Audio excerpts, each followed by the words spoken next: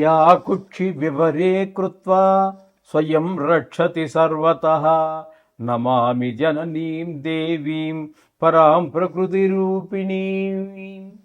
మాతృదేవో భవ, పితృదేవో భవ. నేను మీ డాక్టర్ శ్రీధర్. నా నెంబర్ 9295909819. ఇప్పుడు మనము పరాభవ నామ సంవత్సరములో గోచార ఫలితాలు ద్వాదశ రాశుల వారికి ఏ విధంగా ఉంటాయి అనేటటువంటి విషయాన్ని మనం తెలుసుకునేటటువంటి ప్రయత్నం చేద్దాము. ఇది పూర్తి సశాస్త్రీయంగా, ఇందులో నా కల్పనలు కానీ నా భావాలు కానీ ఏమీ చూపించడం జరగదు. కేవలము సశాస్త్రీయంగా మాత్రమే చెప్పడం జరుగుతుంది. ఓకేనండి.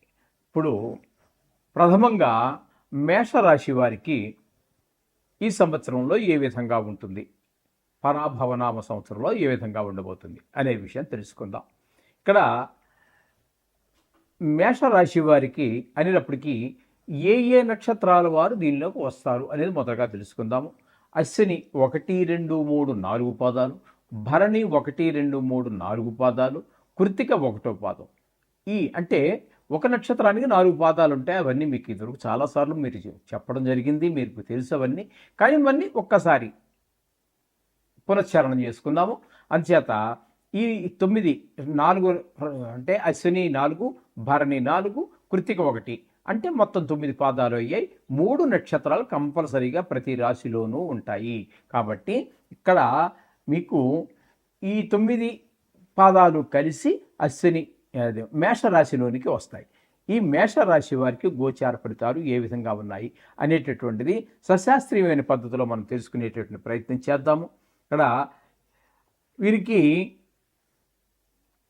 ఆదాయం కొత్త సంవత్సరంలో ఎలా ఉంటుంది నా ఆదాయ వ్యయాలు అనేటువంటి ప్రతి వారికి ఆకాంక్ష కదండి, తెలుసుకోవాలన్నట్టు కోరికే కదా. కాబట్టి వీరు ఆదాయం 11, వ్యయం 5. అంటే వ్యయం అంటే ఖర్చు 5. అలాగే గౌరవం 2, అవమానం 4. ఈ ఆదాయ వ్యయాలు తెలుసుకుని ఏం చేస్తావయ్యా, తెలుసుకున్నావు, బాగానే ఉంది, నేను చెప్పాను, మీరు విన్నారు, దీనికి ఏంటి తెలుసుకుని ఏం చేయబోతున్నారు మీరు అన్నప్పుడే ఇక్కడ ఆదాయం ఎక్కువగానే ఉంది కాబట్టి, వ్యయం 5 ఉంది కాబట్టి, 11 ఆదాయం కాబట్టి, ఆదాయం ఎక్కువ ఉంది కాబట్టి కొంచెం జల్సాగా చేయవచ్చు. ఇంక జల్సాలా చేయటం అనే ఒకటే నా పరమావధి. అంచేత అది కాదండి పరమావధి. మీకు ఏంటంటే ధనాన్ని నిల్వ చేసుకోవచ్చు, లేదా ఒక ప్రాపర్టీ కొనవచ్చు. ధనాన్ని ఆదాయం చేసుకోవటం వల్ల, లగ్జరీ ఖర్చులు పెట్టకుండా ఆ విధంగా చేయటం వల్ల మనం ఏదైనా ప్రాపర్టీ నిలబెట్టుకోవడానికి డబ్బులకి ఖర్చు ఇబ్బంది లేనటువంటి పరిస్థితి అంతా ఉంటుంది. కాబట్టి ఆ విధంగా మీరు చేసుకోవచ్చు. అలాగే రాజపూజ్య అవమానాలు, ఇప్పుడు రాజపూజ్యం 2 ఉంది, అవమానం 4 ఉంది. అటువంటిప్పుడు ఏం చేయాలి? అవమానం ఎక్కడ వస్తుందండి? అప్పులు చేసి సరైన సమయంలో ఇవ్వకపోతేనో, లేకపోతే ఒక రూడ్గా అంటే కొంచెం కఠినంగా మాట్లాడడం ద్వారానే అవమానాలు పెరుగుతూ ఉంటాయి. కాబట్టి నోరుని కొంచెం అదుపులో పెట్టుకోవటం అనేటటువంటిది సూచిస్తుంది, అది గమనించుకోవాలి మీరు. అయితే ఈ సంవత్సరంలో ఈ మేషరాశి వారికి గ్రహగతులు ఏ విధంగా ఉన్నాయని చూసినట్టయితే, ఈ రాశి వారికి గురువు 31వ తారీఖు 5వ నెల 2026 వరకు మిథున రాశిలో సంచారం చేస్తూ ఉన్నారు. తదుపరి ఆయన మిథున రాశిని వదిలి సంక్రమణం చెంది అక్కడ కర్కాటక రాశిలోనికి ప్రవేశిస్తూ ఉన్నారు. అక్కడ 31వ తారీఖు 10వ నెల 2026 వరకు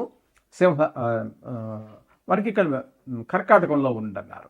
తదుపరి సింహరాశిలోనికి వెళ్ళి, అంటే అతిచారం అనుకోండి, అక్కడ వెళ్ళి అక్కడ కొద్ది రోజులు అక్కడే మళ్ళీ వక్రగతి చెంది మరలా కర్కాటకంలో రావడం జరుగుతుంది. అంటే గురువు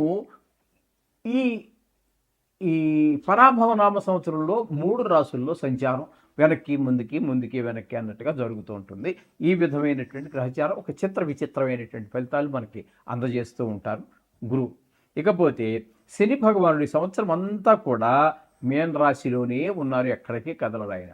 కాబట్టి వీరికి మేషరాశి వారికి ఏలినాటి శని వ్యయస్థానంలో జరుగుతుంది. 3 స్థానాల్లో ఏలినాటి శని అనేది జరుగుతుంది. 3 రకాలైనటువంటి ఫలితాలు ఉంటాయి. వ్యయస్థానంలో ఉన్నప్పుడు ఒక రకమైన ఫలితాలు, జన్మంలోకి వచ్చినప్పుడు ఒక రకమైన ఫలితాలు, ద్వితీయ స్థానంలోకి వచ్చినప్పుడు ఒక రకమైన ఫలితాలు ఉంటాయి. అందుచేత ఇప్పుడు మీకు చెప్పవచ్చేది ఏంటంటే, ఈ శని భగవానుడు ఈ స్థానంలోనే ఈ సంవత్సరం అంతా ఉండబోతున్నారు అండి. ఇకపోతే కేతుగ్రహ యొక్క సంచారం, రాహుగ్రహ కేతుగ్రహాల యొక్క సంచారం కనుక మనం తీసుకున్నట్టయితే, రాహుగ్రహం యొక్క సంచారం కుంభరాశిలో 5వ తారీఖు డిసెంబర్ నెల 2026 వరకు, అక్కడ ఆయన ఈ మేషరాశికి ఏకాదశి స్థానంలో సంచారం చేస్తున్నారు. తదుపరి ఆయన సంక్రమణం చెంది వక్రగతి మూలంగా మకరంలో ప్రవేశిస్తూ ఉన్నారు. సంవత్సరం చివరి వరకు ఆయన అక్కడే ఉంటారు. ఈ విధంగా ఆయన రాహుగ్రహ సంచారం జరుగుతున్నది. ఇక కేతుగ్రహ సంచారం తీసుకున్నట్టయితే, ఇక్కడ రాహుగ్రహం ఎప్పుడైతే మీకు చలనం జరుగుతోందో, సంక్రమణం జరుగుతోందో, అదే డేట్లో అంటే 5వ తారీఖు డిసెంబర్ నెల 2026 అక్కడి నుంచి ఆయన చతుర్థ స్థానంలోనికి వచ్చి, చతుర్థ స్థానంలోకి అంటే సింహంలోంచి కర్కాటకంలోనికి వస్తూ ఉన్నారు. అంటే 4వ స్థానంలోకి వస్తూ ఉన్నారు అనమాట అండి. అంటే వీరికి 5, 4 స్థానాల్లో సంచారం, అంటే ఆయన కూడా వక్రగతే కాబట్టి ఈ విధమైనటువంటి గ్రహస్థితి అంతా కనబడుతుంది ఇక్కడ. ఈ గ్రహస్థితిని ఆధారంగా చేసుకుని వీటి యొక్క ఫలితాలు మనం చెప్పుకోవాలి. ఒక్కొక్కరికి ఒక్కొక్క రకమైనటువంటి పరిస్థితుల్లో ఉంటారు కదండి. ఇప్పుడు చదువుకునేటటువంటి పిల్లలు ఉన్నారు, విద్యార్థులు ఉన్నారు. ఆ విద్యార్థులు కనుక మనం చెప్పుకోవాలి అన్నట్టయితే, ఇక్కడ మీకు ఏలినాటి శని ప్రభావం ఒకటి ఎక్కువగా ఉన్నది. గురువేమో తృతీయంలో కొంతకాలం ఉన్నారు. ఆయన మళ్ళీ కర్కాటకంలోకి వచ్చి ఒక 5 నెలల పాటు ఉంటారు. కాబట్టి అక్కడ మీకు ఆ కర్కాటకంలో ఉన్న కాలంలో మాత్రం మీకు మంచి యోగాన్ని ఇస్తారు. 5లోకి వెళ్ళిన తర్వాత మళ్ళీ అక్కడ వక్రం ఉంది, అక్కడి నుంచి మళ్ళీ కర్కాటకం. మొత్తం మీద కర్కాటకంలో ఉన్న కాలంలో, సంచరించేటటువంటి కాలంలో వీరికి మంచి యోగదాయకంగా ఉంటుంది ఈ విద్యార్థులకి. అదేవిధంగా ఇక 5వ స్థానంలో కేతుగ్రహ సంచారం సంతానం మీద చెడు ప్రభావం చూపిస్తుంది. 4వ స్థానంలోకి వచ్చిన తర్వాత అంటే మకర సంక్రమణం చెంది ఆయన 4వ స్థానంలో ప్రవేశిస్తారు వక్రగతి ద్వారా. అక్కడికి వచ్చాక ఆయన కొన్ని ఇబ్బందులు కలగజేస్తూ ఉంటారు. ఆయన మొత్తంగా చెప్పాలంటే కేతుగ్రహం 2 స్థానాలలోనూ, 5వ స్థానంలోనూ 4వ స్థానంలోనూ కూడా ఆయన ఇబ్బందికరమైనటువంటి పరిస్థితులే కనిపిస్తూ ఉన్నారు. కాబట్టి కేతు పూర్తిగా మనకి ప్రతికూలంగానే ఉన్నారు మేషరాశి వారికి. ఇక రాహువుని కనుక తీసుకున్నట్టయితే, రాహువు ఏకాదశ స్థానంలో డిసెంబర్ వరకు ఉన్నారని చెప్పుకున్నాం కదండి మనం. అక్కడ ఆ డిసెంబర్లో 5వ తారీఖు డిసెంబర్ నెల వరకు ఆయన యోగదాయకంగానే ఉంటారు, ఏకాదశ స్థానంలో ఉన్నారు కాబట్టి. తదుపరి దశమ స్థానంలో ప్రవేశించాక వృత్తిపరమైనటువంటి ఇబ్బందులన్నీ ఆయన కలగజేస్తూ ఉంటారు. ఇది ఈ విధంగా మనకి విద్యార్థులకి, మొత్తం మీద విద్యార్థులకు మనం చెప్పాలి అంటే పాస్ అవ్వడం కష్టము, ర్యాంకులు రావడం అనేవి రావు.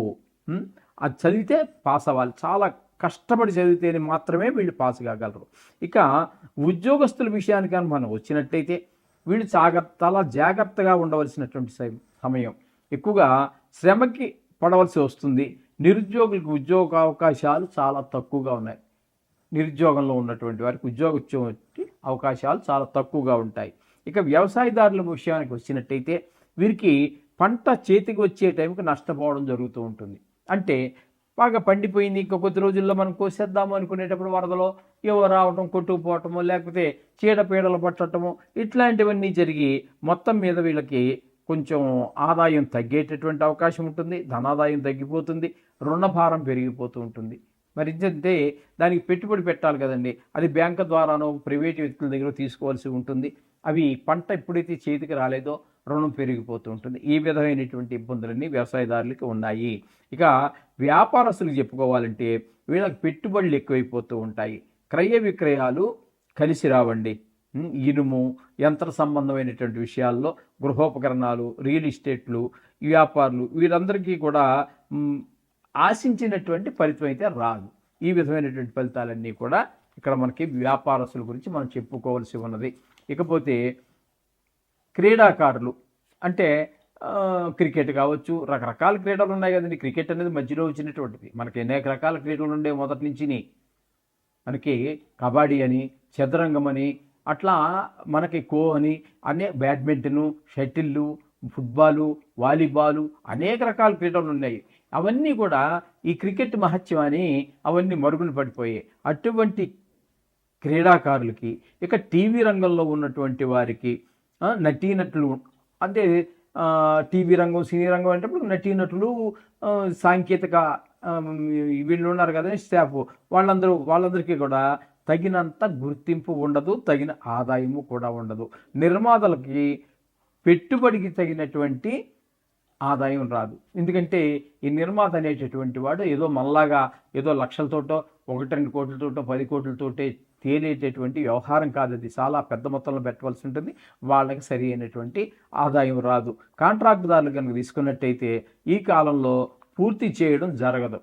ఎప్పుడైతే పూర్తి అవ్వలేదో వాళ్ళ బిల్లులు పెండింగ్లో పడిపోతూ ఉంటాయి. ఈ విధంగా కాంట్రాక్టుదారులకు కూడా కలిసి వచ్చేటటువంటి కాలం కాదు. ఇక రాజకీయ నాయకులకు మనశ్శాంతి ఉండదు. ఇచ్చిన వాగ్దానాలు నిలబెట్టుకోలేరు. దానితో ఏమవుతుంది, ప్రజల్లో కొంత వ్యతిరేక భావం వస్తూ ఉంటుంది. ఈ విధంగా వాళ్ళ పడుగుబడి కూడా తగ్గిపోతూ ఉంటుంది. ఈ విధమైనటువంటి పరిస్థితి అంతా కూడా మనకి ఈ మేషరాశి వారికి గోచరిస్తూ ఉన్నది. అయితే వీరు శనికి, గురువుకి, కేతువుకి, ఇక 4 గ్రహాలకి కూడానండి, గురువు, శని, రాహు, కేతువులకి, రాహు కొంతవరకు ఉపయోగపడుతున్నారు కానీ కొంతలో కొంత మిగిలిన 3 గ్రహాలు ఏ విధంగానూ కర్కాటకంలో సంచారం చేసే కాలంలో గురువు, 2 గ్రహాలు పూర్తిగా లేవు, 2 గ్రహాలు పాక్షికంగా యోగిస్తున్నాయి. కాబట్టి వీరు 4 గ్రహాలకి కూడా జపశాంతులు చేసుకోవటం కానీ, లేదా దానికి సంబంధించినటువంటి దానాలు ఇచ్చుకోవటం, శనికైతే శని త్రయోదశి రోజున దానాలు, అదే నువ్వులు తైలాభిషేకం చేసుకోవటం, ఇట్లాంటి ప్రక్రియలో వారి యొక్క ఆర్థిక పరిస్థితిని బట్టి వారు చేసుకున్నట్టయితే ఉత్తమమైనటువంటి ఫలితాలని పొందగలరు. శుభం.